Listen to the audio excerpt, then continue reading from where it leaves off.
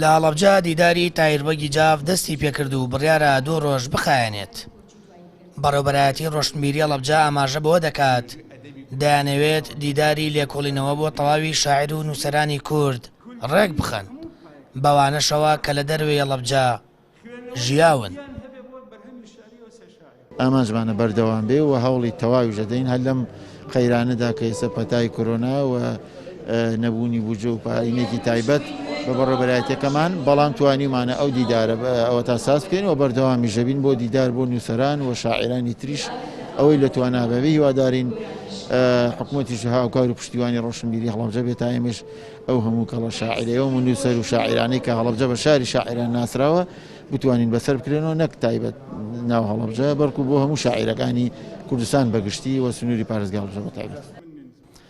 نووسەران و شاعیران بە گرنگیەوە باز لەم جۆرە دیدارانە دەکەن تاوەکوونەوەی ئێستا ئاشنای ژیانە و ناودارانەی گەلەکەیان بن. لە دیداری تایربەگی جافدا لەلایەن نووسەران و ئەدیبان و مامۆستایانی زانکۆ نۆ لێکۆڵینەوە لەبارەی ژیان و شعرەکانی تایربەگ پێشکەش دەکرێت، دواتریش لە دووتوی کتێبێکدا بڵاو دەکرێنەوە. زۆر زەحمەتە بەراوردی شعری ئەحمەد موختار و تایربەگ بکرێت، چونکی دوو سەبک و دوو ستایلی زۆر جیاوازن. تایربەگ بۆ خۆی شاعیرێکی خۆش مەشرەب و خۆشخوانە، ینی ئەکرێت مەسەلەن بەدیوی احترام من ئەگەر بۆت پێناسە بکەم ئەڵێم تایربەگ مەولەویە بە سۆرانی، ینی خۆی نەداوە لە قەرەی هەندێک بابەت جگە لە مەسایلی سروشت و عشق و جوانی خۆی نەداوە لە بابەتەکانی تری بە تایبەتی بابەتی سیاسی خۆی لێ نەداوە. ئەمەش بۆ خۆی یەکێکە لەو سیفەتانەی کە تایربەگ لە شاعیرەکانی دەوروبەری خۆی جیاکاتەوە.